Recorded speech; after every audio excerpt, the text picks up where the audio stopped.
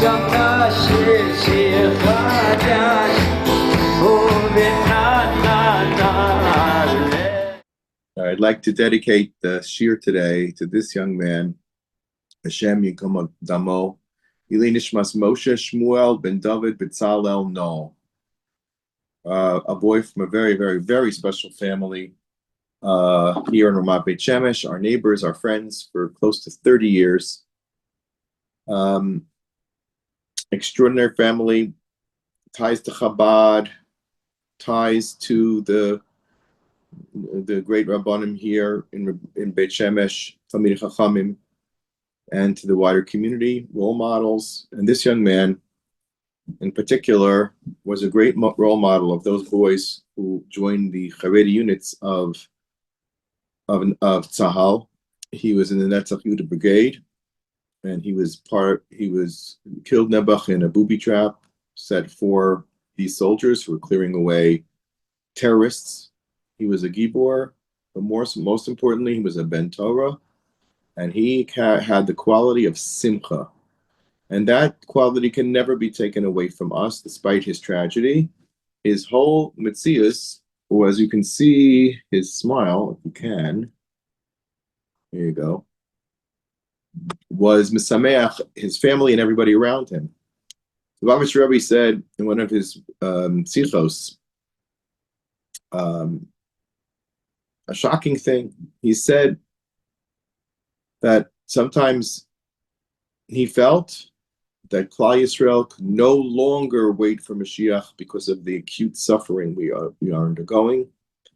Even in his day, back in his day, what he witnessed in Russia, what he saw through the Holocaust, lived through the Holocaust, he saw in America, and through his lifetime, and that doesn't include even the era in the last several years in particular. But he said the only response that we have that can give us strength is the word Simcha Poretz Geder. Simcha will be the ingredient that breaks through this darkness.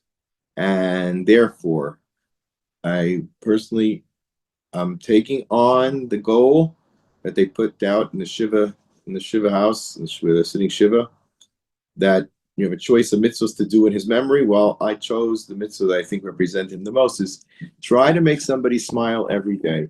I don't know if I'll be able to accomplish that all the time, but as much as I can. And we should just know that the great Simcha is coming, and his passing brings us even one step closer to the ultimate Simcha, which will be the complete unification of Hashem with Klal Yisrael on Har HaBayis in the Beis HaMikdash, which is a place of only joy. We're getting closer and closer. And I want to dedicate today's shir as well to all those who are still in the clutches of Hamas, that they should be returned, and those that have perished, that their bodies should get the kavod achron.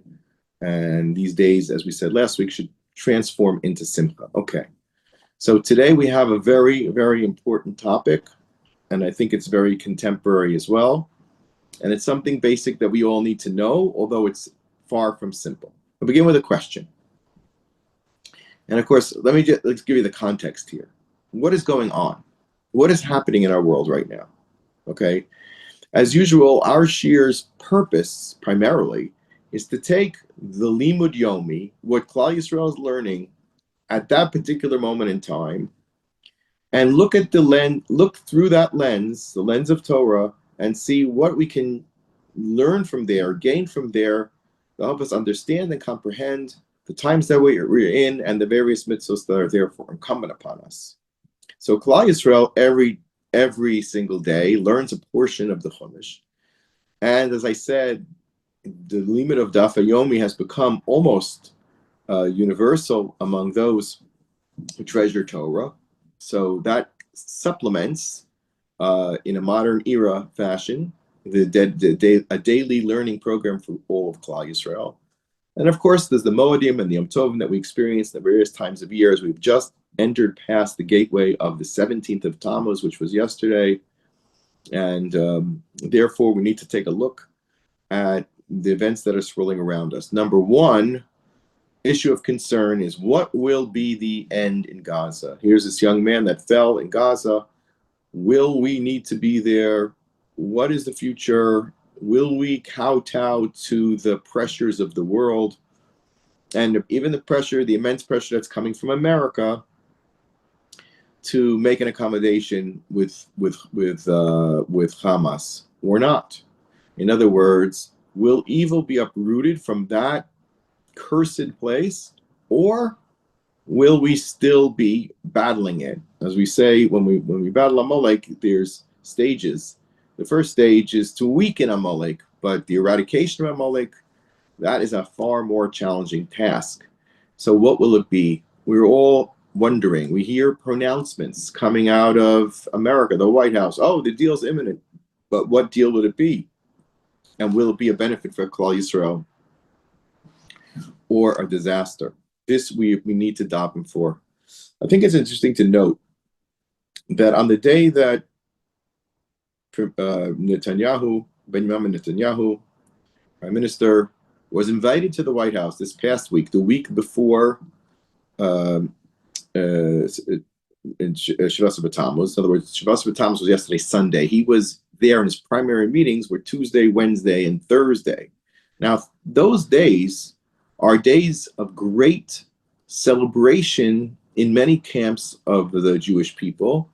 These are days in which the Lubavitcher Rebbe was freed from prison. The original,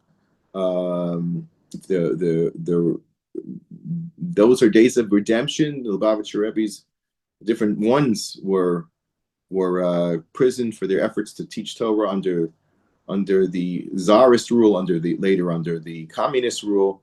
And that's a day of celebration, but also the 15th of Tammuz. So if Sunday is the 17th of Tammuz, then Friday is the 15th of Tammuz, was the day that Netanyahu came home.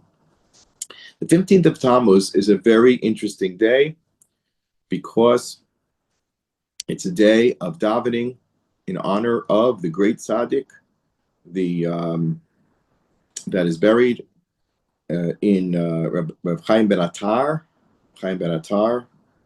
whose Perush on Chumash we are all familiar with, and Chaim HaKadosh came to Yerushalayim for a brief period, for just 2 years, but at the onset of a period of time which is critical for Klal Yisrael, and that was in 1742, which represented the beginning of the final day, a millennial day before Mashiach must arrive, 5500. Now, 5750, which is halfway through, was already back in 1990. We are 35 years into another 41-year period.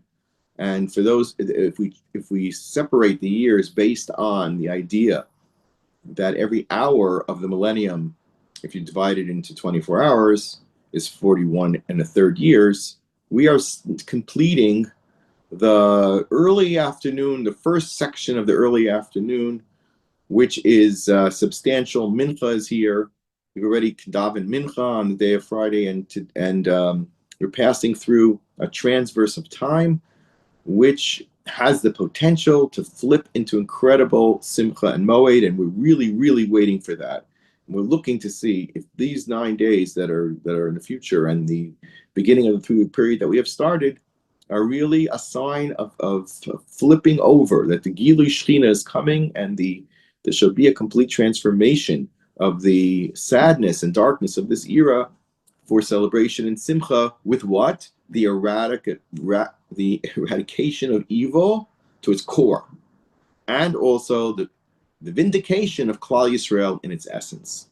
And of course, in addition to those events, I would like to suggest that when Netanyahu was in the White House on these days, there were 2 events that happened that prevented them from focusing on Gaza completely, and that was the tragic Texas flood, which occurred Bo Bayom, the day that they were supposed to meet, the primary day they were supposed to meet, and then later, of course, the tragic death of these young men, of Moshe, Shmuel, ben David, finest stars of the Netzach Yehuda brigade, the religious brigade, the Haredi brigade, which showed great achdus in the Jewish people and brought so many people together in solidarity and outpouring of just support, emunah, singing.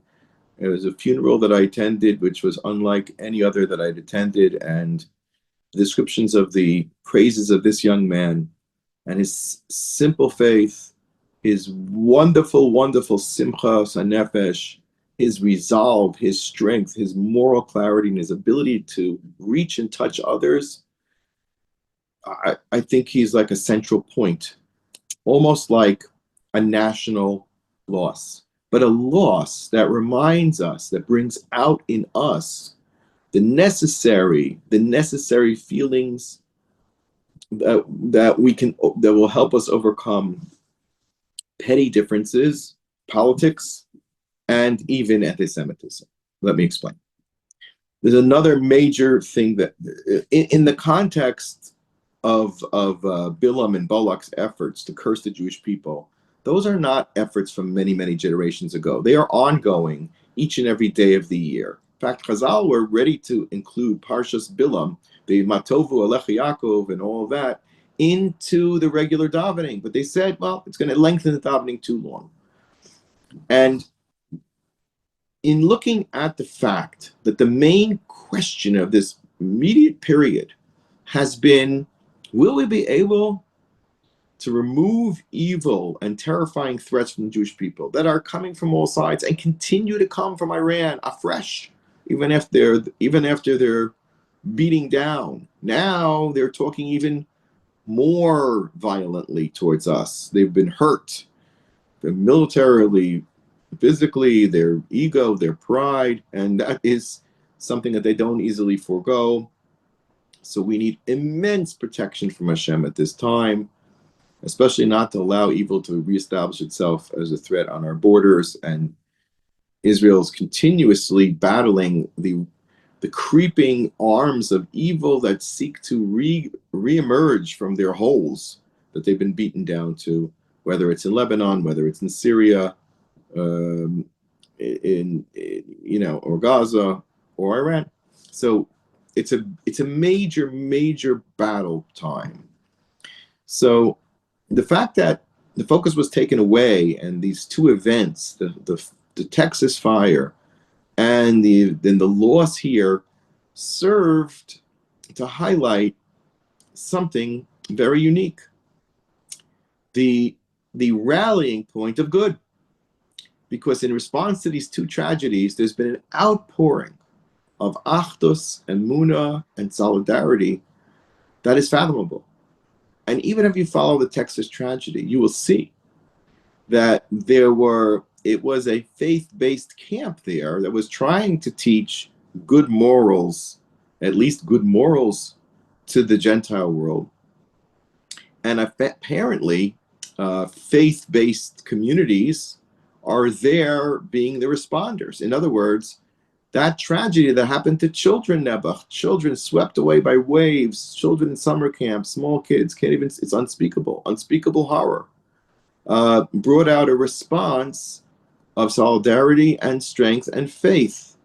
And it's noteworthy that is a trend in America, albeit the equal and opposite trend exists in the threat. So as this is such a poignant point that I want to convey, is that as good, which comes from solidarity, caring, concern, love, rescue, help, emerges in Israel continuously and in places in the non-Jewish world, the hatred, the division, and the battle of taking down everything that's good and holy also exists.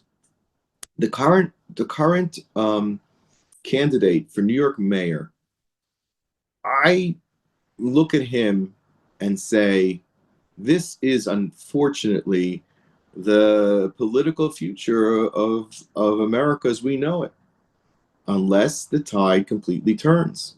This is a person who presents nicely, who's handsome, who speaks well. He's got all the the qualities of a leader, but what he represents is pure evil.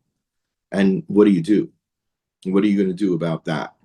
And to present candidates that are ethically, morally, highly compromised as his rivals, who have done despicable things, unfortunately, or at least been accused of such as the former Governor Cuomo, or even the current mayor, who seems to be a good person and wants the right things, but has a little bit of a, unfortunately, checkered history in terms of his moral administration of his office. How could you put those candidates, one or the other, up against a person who's coming from what he calls a principled position, principled and presenting evil in its most attractive terms: freedom, liberation, helping the poor, communism, taking down the rich, letting people who are underprivileged experiencing all the wealth that America has to offer, although we know that leads to complete ruination. So these, and then in Eretz Yisrael too, and I'm making these comments because this is all introduction to this year, that there's a pitched battle on two incredibly difficult issues. One, the power of the Supreme Court and the Attorney General, which are fighting the sitting government of Netanyahu and his ministers, and on two major points. One, they wish to topple Netanyahu from power for not any particular reason other than he's in power, and they want to be in power, and they have immense power to dictate the political and how shall I say, military, political control over Israel. The Supreme Court has a tight grip. The Attorney General is just a part of that tight grip, and they have the ability to overturn whatever a Knesset would do, whether it's to approve a law which would create a wonderful compromise, a solution that would bring peace between the Haredi community and the secular communities. Not that there's a difference, but would help them find solutions that would work for both, or to keep the pressure on to treat people who wish to learn as criminals. This is untenable for a Jewish people. We must recognize our true spiritual nature, and at the same time be responsible for security. Those are not a stira, and they never have been. And there are solutions, but the unwillingness to make peace, the willingness to stop fighting for control, and allowing the will of the people to emerge in its goodness, in its highest sense, is absolutely incredibly difficult, as is the government's doing quite the opposite of what it needs to do in Gaza: feeding the enemy, supporting the enemy, capitulating to pressure, renegotiating deals that to begin with are untenable. Feeding your enemy is something that no one in the world could comprehend. Imagine if Mexico sent marauders into Texas and committed this particular set of heinous crimes that Hamas did with the intent of destroying America, right? Would you then take the population over there and feed them and support them?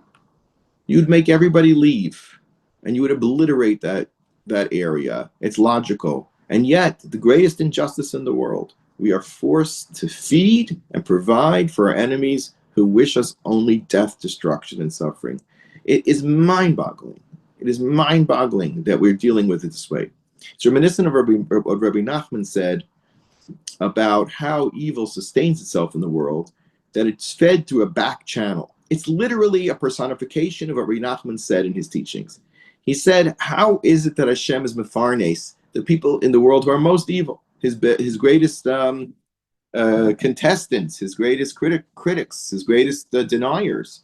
There's a mechanism by which Hashem doesn't provide shefa directly to them, but he actually provides it through a polluted channel, but nevertheless it supports them. And Hashem is feeding it's the same thing. Now why? So now let's ask ourselves why. Now, in order to look at this conundrum of this problem of when and can there be a unification around good, versus the struggle to dominate against the will of the people and the will of Hashem in the world. What's the break point? How can we understand this a little bit better? We're living through these moments so painfully each and every day, but also with great hope, because we know we're moving towards a positive resolution. We know who's going to win. We know that Tzad of Tov will triumph. As Balak and Bilam were defeated in their attempts to uproot and curse Klal Yisrael, so too. So there's much to look at in this past week's parsha to offer us both hope, encouragement, and insight. Now, so I'm sorry for that long introduction, but I wanted to give everybody the context. This is what we're going through. We have to acknowledge it. We're Bein HaMitzarim. We're in a very tough spot, and yet Eit Sarah Yaakov Umimena Yishavea. Despite all this tightness and suffering, there is mamish wonderful things that are happening. I'll cite you one example. This week, what happened was one of the most strident and evil voices of accusation against the Jewish people was slapped with sanctions. It's absolutely unheard of. The power of the United Nations, its credibility in the world, allowed it to set up systems, its courts, its rapporteurs, its presidents, in the guise of doing good, to promote some of the most venomous voices of hatred against Israel in particular. That's what the UN is and has become. As it says in the Mishnah in Sanhedrin, Kinus Rishoim Ra Lahem Ra La'olam. When you bring together the United Nations, but for the bad, it's bad for them and it's bad for the world. The Kinus, it's not good. A United Nations is not a good thing. Pisa Rishoim is Hana Lahem Hanalam. It's better for them not to be so united in their causes, because nothing good will come out from it, not for them and not for the world. So this woman, Ms. Albanese, she should be completely erased and her voice completely stopped. And Adarabba, she, like Bilam, should be forced to acknowledge the good of Israel. Miss Albanese is a representative of what actually took place in the parsha, was taking place in the parsha. She could only voice curses against the Jewish people. Her reports about the situation in Gaza inevitably were horrible, critical voices calling for genocide. She wrote letters wanting to condemn, wanting to sanction. She was the Makatre, being paid to do that, of course, very handsomely by the UN and who knows who else. But one of the main voices of Kitrug that had quote unquote legitimacy in the world. And finally, President Trump, God bless him, stopped her, slapped sanctions on her. She can't come to America anymore. She can't appear in the United Nations. She's banned from New York. It's wonderful. I'm sure she'll go and in The Hague and spout her hatred there. But there's plenty of places to do that. But wow, a slap in the face. A slap in the face, a closing of the mouth. This is the Bilam experience. When Bilam and Balak want to be Mekatrek and want to destroy both the reputation and the attitude, when a Mamdani was a candidate for the most Jewish town in Chutz La'aretz, in New York City, a home where there's so much Torah, so much Kedusha, and all the branches, and all the yeshivas, and Brooklyn, and all the way down to Lakewood, and so on. But in the most important, the wealthiest, the most powerful city in the world, to have a Mekatreg at its helm, who can only speak ill of the Jewish people, is the pitched battle that's being fought. And that was what's being fought in the Parsha. And the protagonists in this week's Parsha were as follows. We know there were three. Adam, they spell out Adam, the soul of Adam. The battle within Adam for good and evil was played out in three glorious personalities that would champion the day and will continue to champion the day. Avraham, okay, Moshe, who was a Bechinas Mashiach, and David, who was also Bechinas Adam, spelling out Adam. So Bilam and Balak, which, by the way, their letters together scramble and produce the word Amalek, are the, as it says in the Parsha, Rashis Goyim Amalek. They are the polar opposites that Hashem created to Klal Yisrael, which is called Rashis, right? And this is the precise battle that has become not subtle, not behind the scenes, which is always there, but now to a boiling pink ever since October 7th, when the anger and hatred spilled open like a hot kettle, and by the way, has been burning around the entire world, with few voices to condemn it, but lots of miracles from Hashem and support, and we are getting great support from the chosen leader of America, who Hashem 1 year ago saved him from certain death. It was 1 year ago exactly. This is the anniversary that President Trump was almost shot to death, and Hashem preserved his life to do things like he did this week by shutting down the Bilam Dika voice of the rapporteur of the United Nations to be sanctioned from even appearing there. Unbelievable. But now the great test will be what will happen with Gaza. Now, I can't go into what Gaza represents, what Plishtim represent. We've talked about this in previous Shiurim. I want to focus today just on Bilam and Bilam and take heartfelt encouragement from what happened. Because what did happen?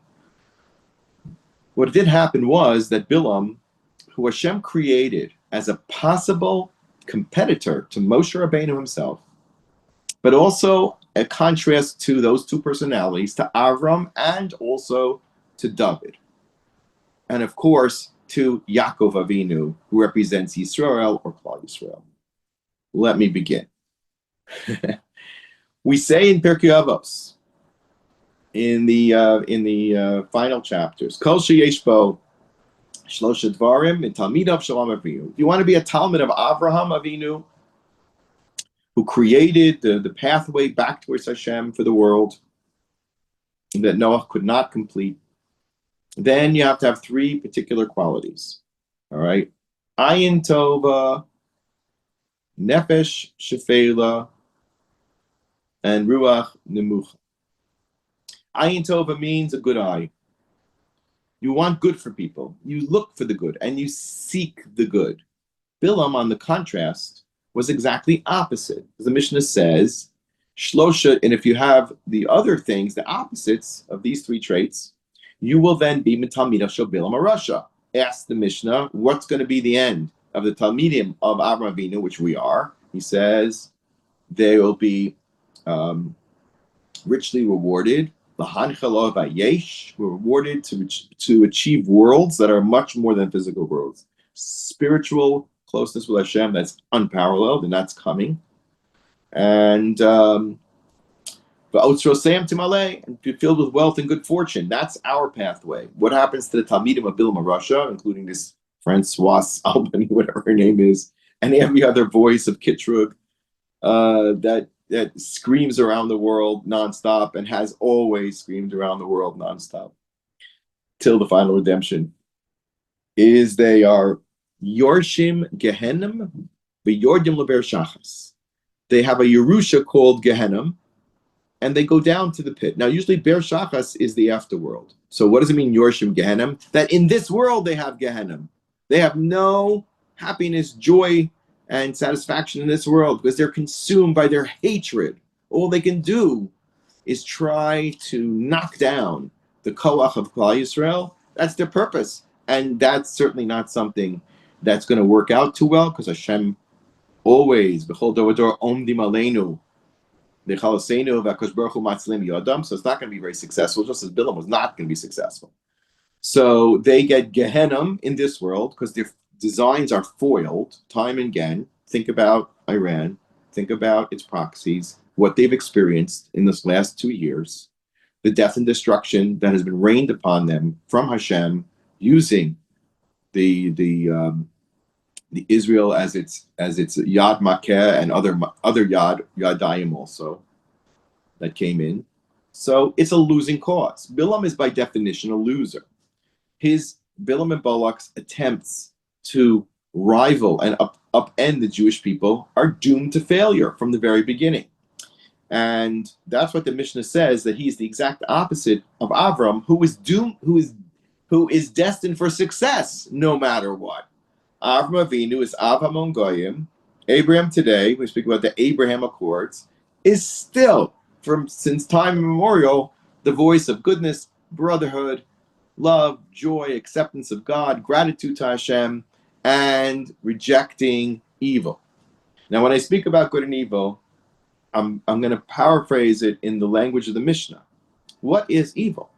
And of course, it goes back to Gan Eden, but the three primary problems of evil are spoken out in that Mishnah. Ayin Ra'ah, which means, are you looking to do good and see good in the world, in others, and yourself? It's a huge point of Rabbi Nachman's teachings, which is psychologically healing beyond belief, both internally and externally, because internally, if you have a hatred voice towards yourself all the time, you're going to be a crippled person. You're not going to do anything or not reach your potential anyway, because every time you have a good idea, you're no good, you can't do it, you don't have what it takes. You should be guilty, you're ashamed, you did bad things. You go nowhere. You got to be a Baal Simcha. You got to look for the good. The only way is through finding the good in yourself, as Rabbi Nachman says. Focus on the good things you've done. Focus on the joy that you have to be a privileged member of Klal Yisrael in the era of Mashiach. That's not so simple. I have a dear friend who's a very spiritual person and went through a long, beautiful path of tshuva. And he said to me, we cannot begin to appreciate the fact that the Jews who are alive in this generation are actually the ones that made it all the way to the end. Imagine all the families of the Jewish people that were assimilated and lost, destroyed, didn't bear fruit, didn't have continuity, didn't have children. They were cut off. They were cut off from having representatives of their own bloodlines here in this era of Mashiach that we're experiencing. And we didn't. What did our families do? What merit did they have to get us here? Incredible. Every single Jew in the world has incredible merit, just by being alive. And Hashem has given every Jew in our world a chance to make these choices, to choose to align with Hashem and the Jewish people with empathy and with concern and with charity and with respect for tradition and respect for land of Israel, for the people of Israel, instead of focusing on honoring our enemies, feeding our enemies, politically backing our enemies, and trying our best to affiliate ourselves with the Mamdanis of the world. Yeah, there's Jewish congressmen who even represent from neighborhoods, not congressmen, assemblymen, who say, yeah, this guy's great. He's going to help the poor, and he's going to do all kinds of good things. We know what chaos is coming if he wins. And we have to really daven for all our friends in America, all our family, that he doesn't, because it is a breakthrough of evil of major. It's a major pirza, because already Chicago has fallen, Los Angeles fell a long time ago, but if New York falls, then maybe we have to then think about what's the destiny of America, despite the attempts to right the ship that have been going on. And the good things that have been happening, will it be overwhelmed by evil in the end? We don't know. We hope not. But so the characteristics of having an evil eye. Remember, Bilam lost an eye. Why did he lose an eye? Because in part of his blessings of Klal Yisrael, he tried to say, I want to examine their Rova Yisrael. Rova Yisrael means that literally their reproductive acts. That's disgusting. And Hashem said, what are you looking at? The conception of the Jewish people. What was his purpose, of course? He wanted to terminate the future of the Jewish people by cursing our very ability to create children from the core, to put a curse into the conception of each and every Jew. But for that indiscretion, for that unchaste, unsanua thing, he lost an eye. And yet, that was the physical manifestation of Ayin Ra. Literally, he tried to put Ayin Hara in the Zera Yisrael, into every single Jew that would ever be born in the future. He failed. Because Hashem does not he beat Avon B'Yaakov. Hashem has a good eye towards the Jewish people. Hashem is extremely patient, generous, and kind with the Jewish people, for we have an important mission to represent Hashem's name in the world and create Kiddush Hashem. This young man created a massive Kiddush Hashem, just who he was and how he fell. That is a story of the greatness of the Jewish people. So Hashem looks, lo hibit avam v'Yaakov. Hashem does not look with a bad eye at the Jewish people. Adarabah. He tries to be Melamed Zchus. He gives us the opportunity of Rachamim and Tshuva, every Rosh Chodesh, every Rosh Hashanah Yom Kippur. We always have an opportunity to pick up, dust ourselves off, and do better. But that is the counterbalance. So number one root of evil is the evil eye, Ayin Ra, versus Ayin Tov. The second one is Ruach Gavoa versus Ruach Nemucha. Avram Avinu was humble. When Paro came to take Sarah, he said nothing. He said, Imina Chosiyat. He doesn't rise to battle. Yet, when it comes to protecting his nephew Lot, he defeats the army of four of the most powerful nations ever to walk the globe, including Nebuchadnezzar, and Chedar Laomer, and Nimrod. Unbelievable. With a handful of people, he defeated empires. How could this be the same person?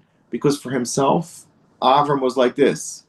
I don't want to take anything. I don't need from Sodom one shoelace. I don't need anything. I just want to do good. I want to plead the case of Sodom, even if they are the personification of every midah that is bad. I'm going to plead for them. They're in my land. I will try to help them. I will try to correct them. Okay? Avram says, I don't need the money. I don't want anybody to say, Ani Shartis Avram. Avram is on the take. He's doing it for the money. He's getting paid. No. So nefesh ruach nemucha means I'm not arrogant. I don't believe that I'm entitled to the entire world. Whatever Hashem gives me, I'm sameach b'chalko. I want to be honest. I want to have integrity. I want to bring my activities in line with honesty and integrity. Avram says, no, I don't even need a shoelace from you. That's the level of my integrity. And then, at the same time, there's Bilam, who sought maleh beso kesav hazav. He said to Balak, what I really want is immense wealth. Give me the immense wealth, and I'll do for you that favor. I'll put my bad eye on that one tiny instant when Klal Yisrael, Hashem is angry at Klal Yisrael, so to speak, and I will not curse. We had it recently also in our Gemaras and Daf Yomi. Okay. So focusing on the evil is the core of Lashon Hara, and this is what is characterized by some of the things that are now being upended. Let's be grateful to Hashem that, number one, that Albany's has been sanctioned. Let's be thankful that the ICC court has been sanctioned that was speaking libels and genocide against the Jewish people. Let's be grateful to Hashem that the press, especially the New York Times, and especially places like Harvard University, the intellectual, so to speak, origins, well springs of hatred for the Jewish people. You could just laugh. I saw a headline in the New York Times, not that I'm looking to read it, but it said, okay, Israel killed X amount of people of Gaza, including children. That's all they have to say. They have nothing else to say but evil. Nothing.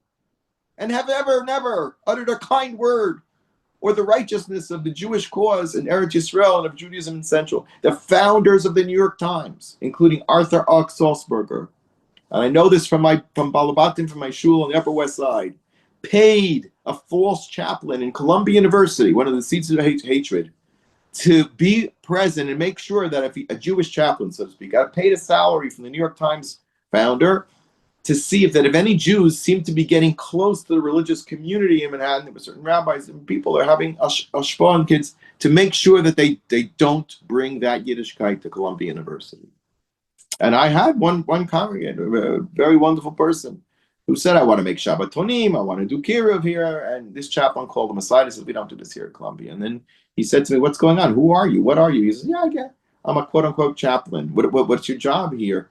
Oh, I'm getting paid. I'm getting paid to make sure that there's no Yiddishkeit taking root in Columbia, even though there's so many wonderful, wonderful, wonderful from people, including many of my dear friends. and myself included, who was supposed to attend Columbia, but made the decision to rather go learn in Eretz Yisrael. Okay. So the New York Times is embattled. The media, CNN, lost a lawsuit for what I think 12 or 16 million dollars for doctoring the words of the former presidential candidate Kamala, whatever her name was, to make her look intelligent and compelling and to defeat Trump. And he sued them. They're being sued. They're being outed. Their false reports are being uprooted. The media is in shambles. The government itself, the Democratic Party, is in shambles because of their collusion theories, and not only that, but it goes to their connection, the Democratic Party, with the FBI agents, people like Comey or somebody who manufactured falsehoods, these dossiers, the Russian dossier against Trump to defeat him from power. And that, by the way, includes in Israel the parallel of the forces from the opposition parties who just for the sake of being, how shall I say, destructive, attack Netanyahu, keep throwing cases at him, whether it's this gate or that gate or Qatar gate or that he got cigars or that he got a bunny rabbit. I mean, even Trump has called him out. And there's another friend that Israel has. It's a triumvirate: Trump, Bibi, and Bolsonaro, who was a chassid of the Lubavitcher Rebbe. They're also trying to get rid of him in the worst way in Brazil. A horribly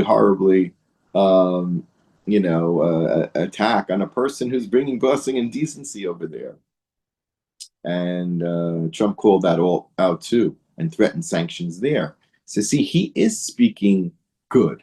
He is at least trying to stop up the voice of evil, and that's very good. The big problem is, can he tap down his gaiva? Maybe the anniversary of his bullet shooting will be the difference. He'll remember that it's not his job to save Hamas and to support the rebuilding of that place. There's one future for Gaza: complete desolation until such time as the Jewish community returns. Period. End of story. It should be desolate of all population, except when the Jewish people will return and cause it to flower and blossom. That beautiful area will be turned from a cursed place to the place of incredible bracha for those who remember visiting the Gush Katif communities. You know what I mean? Okay, so that is one protagonist, Bilam versus Avram. Bilam is also pitted against Moshe. The Sifrei teaches us, and this is on Devarim Lamed Daled Yud. In the very end of the Torah, we say, "Lo kam b'Yisrael k'Moshe, Navi k'Moshe." But b'umas ha'olam kam. But there was a person who was a parallel creation to Moshe, who had the potential to go the levels that Moshe went, but actually went in the exact opposite direction. And we identify Bilam as, who is that person? Umar Sanhedrin Kufay says, Hu Ba'or, Hu Kushan Masayim, Rishasayim, Umashmo Lavan Harami. Let me explain.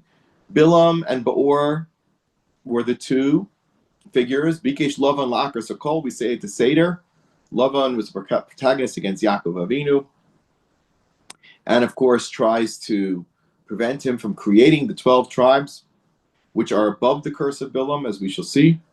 And then he came back in the form of a fellow named Kushan Ramasayim, claiming that Israel belonged to him. Again, the same story. Lavan thinks everything belongs to him, and he came to reclaim it in the period of the Shoftim.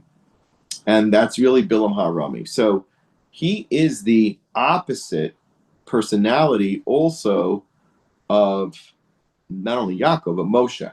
So how is that? Let's understand. Moshe Rabbeinu and Bilam both had immense potential, except as Moshe rose in greatness, Bilam descended. In fact, Zal tell us that Bilam, at the end of the day, it says, Shem Manacha Mikavo, Balak tells him, listen, you not only didn't curse the Jewish people and get your reward, but it turns out you even lost your ability to see that one time which the curse, all Bilam knew to do was to bring curses for money. And that's the combination of Ayin Ra, the Ruach Gavoa, the arrogance that desires great wealth, and of course Nefesh Rechava, the third element that he's compared to in the Mishnah in Pirkei Avos, contrasting to Avraham Avinu, is seeking illicit gratification and pleasure. And that's why Chazal have this incredible parish that the Ason of Bilam, the donkey of Bilam, was, by the way, I have to say, the Daf Yomi of this week confirms the fact that the idea of riva, or relations between humans and animals, is the norm among the non-Jews if they're not being supervised, left to their devices, or being taught by their leaders that this is evil. It's unbelievable. People develop these keshers with animals. Bilam and his donkey, they were much more than transportation, according to Chazal. So the ultimate seeking of low gratification, nefesh rechava, whether it's food or relations, or whether it's just a lust for wealth, or whatever it might be, it's degrading. Moshe Rabbeinu goes in the opposite direction, Bilam goes up. So that you might think of them as points that started here, potential. As Moshe ascends higher and higher, Bilam goes down to the lowest level, where he's not even a Navi anymore. He can't see anything anymore. Whereas Moshe Rabbeinu was available at all times, panim el panim. There's a lot of articles written about what this phrase means, the Sifrei. What do you mean? And what was the purpose of creating Bilam? And the Gemara tells us on Hedron that it was because the Umas Olam, again, Gemara we had in Daf Yomi just recently, is about that the nations of the world will come for their reward for learning Torah, right? But will be denied. Will be denied because they came for the reward because they had maybe helped the Jewish people in a backhanded manner, but certainly not the Chod Torah, the Chod Shemayim. Okay, so also this Gemara in Avodah Zarah that we just had a couple of days ago confirms the fact that what Bilam was involved with is not uncommon, and it's halacha l'maisa.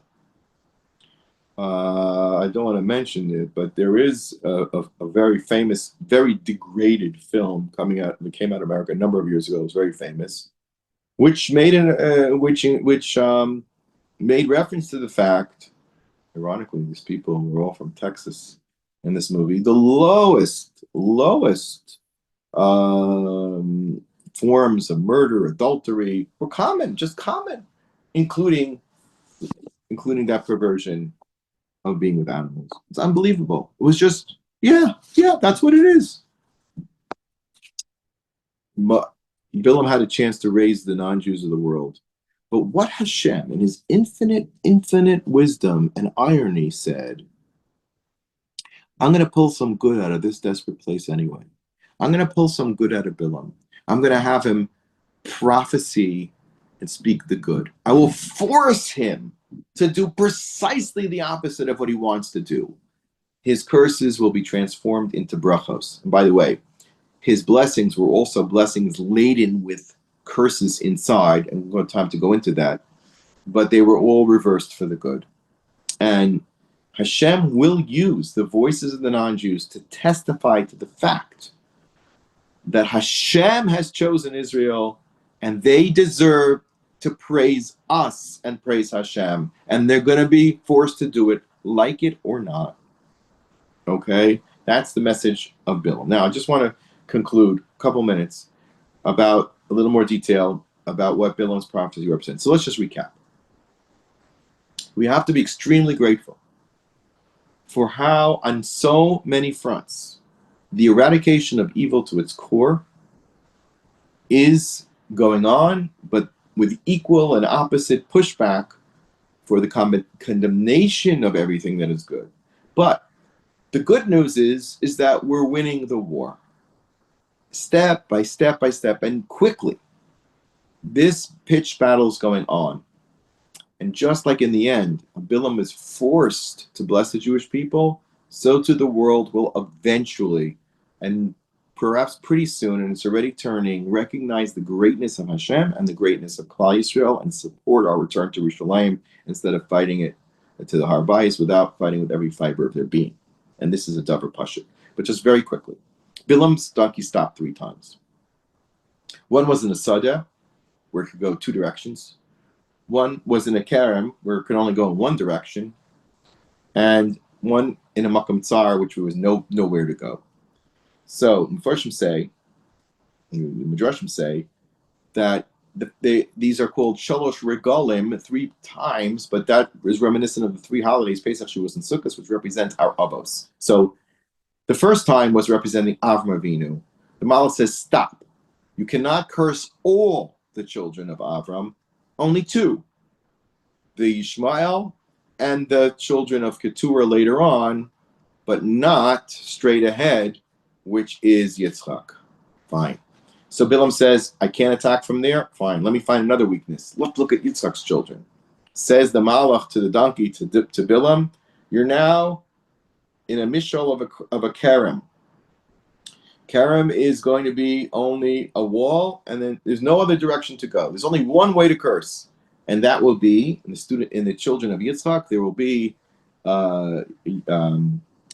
Yaakov and Esav, and you can only go. The only negative is going to be on the Esav side. Bilam says, "Okay, well maybe I can go and get Yaakov then." But in Yaakov it became a makom tsar, and he's Lavan, right? She's Yaakov's main protagonist. So much so that Lavan and Yaakov made a pact, and they put Gal 8, as it says in Chumash, a separation line that Lavan should stay in Chutz La'aretz and he should stay in Eretz Yisrael.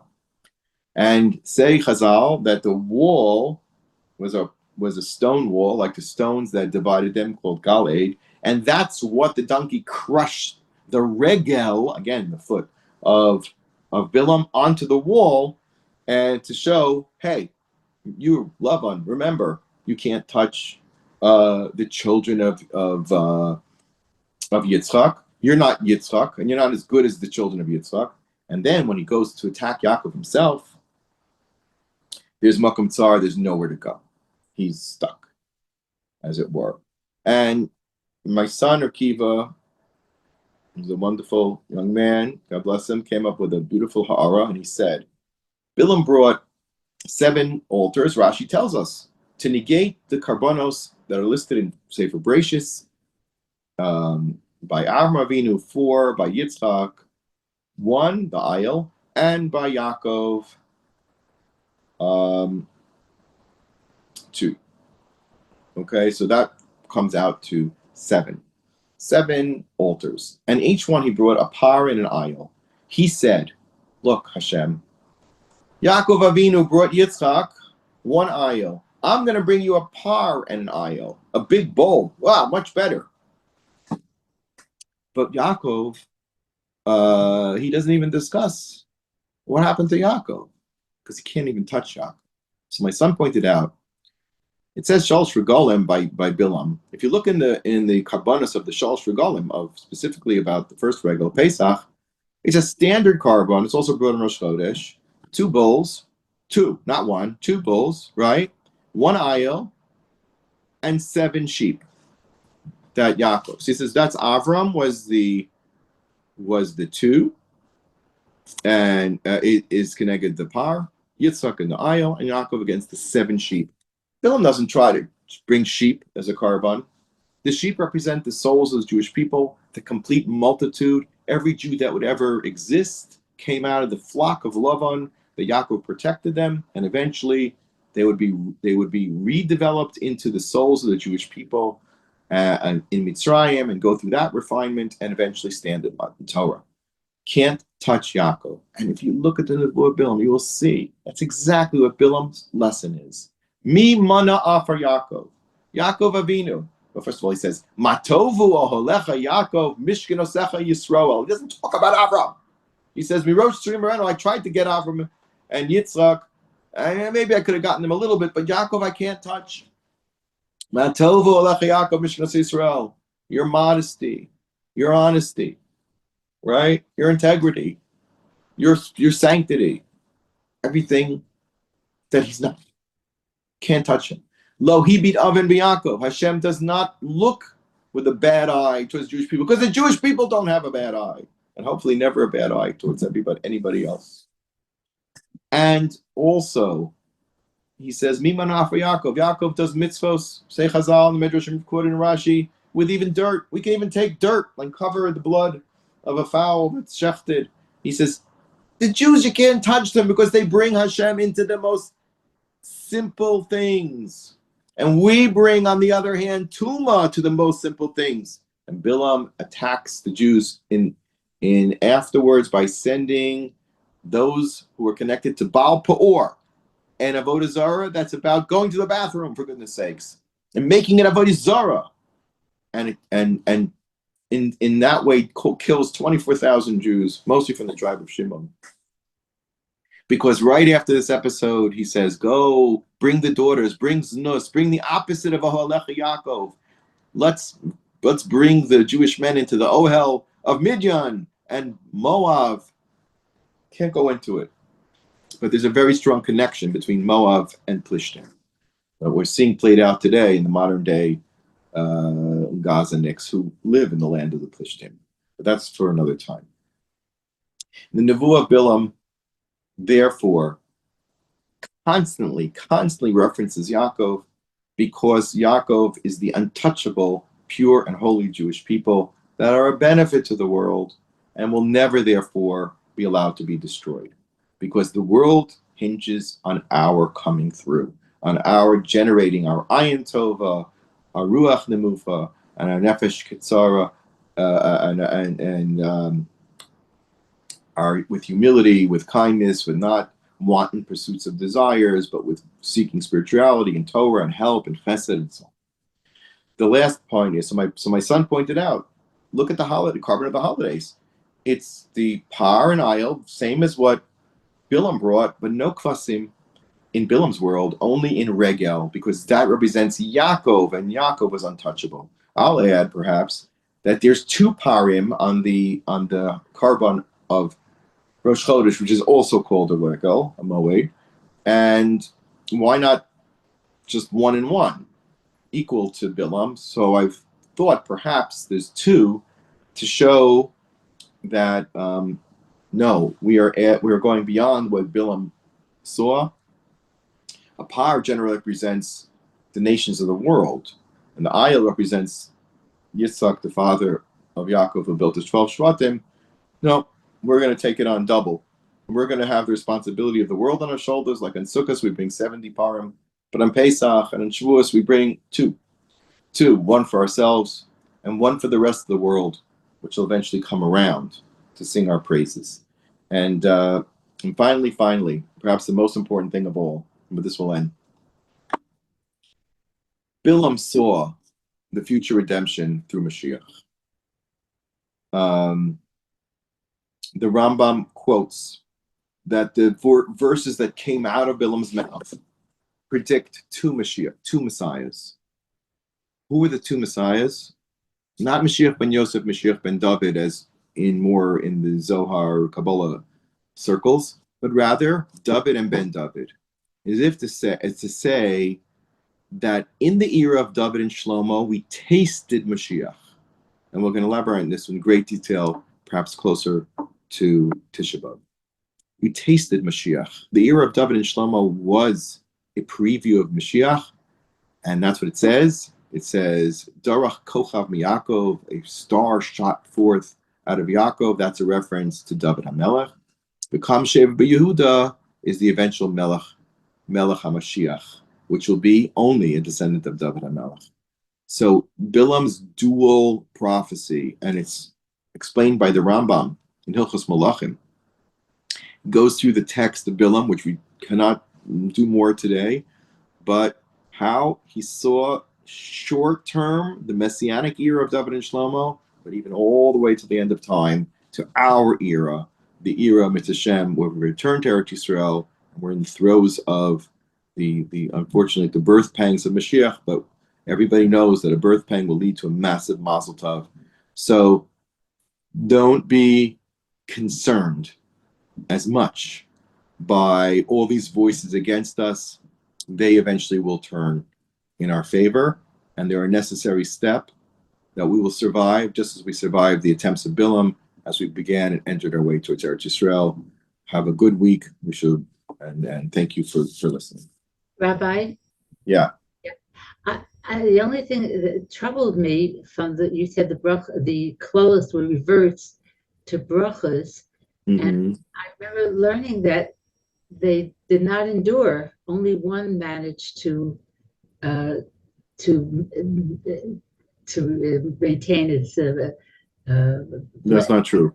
That's not true. Bilam's words are part of Torah. In fact, Parshas Bilam, this section of the Torah, was given to Moshe Rabbeinu word for word. He wasn't even present. Nobody was present when this was written. It was Bilam's contribution. In fact, when you write a Sefer Torah, you say that,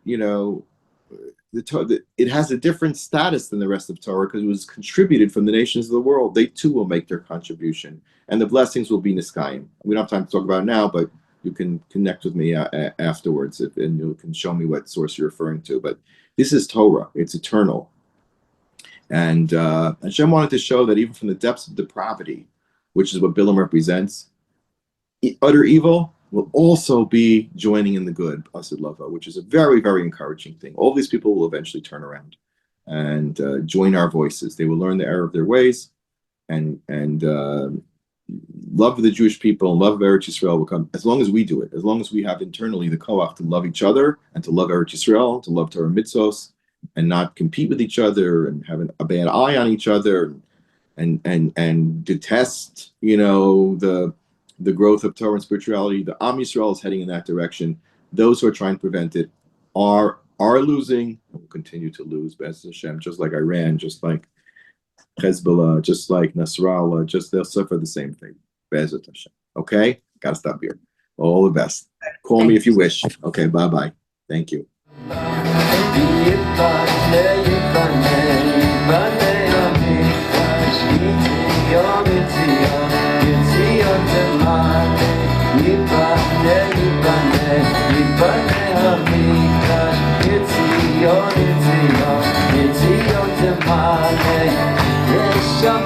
Shir Shir Chadash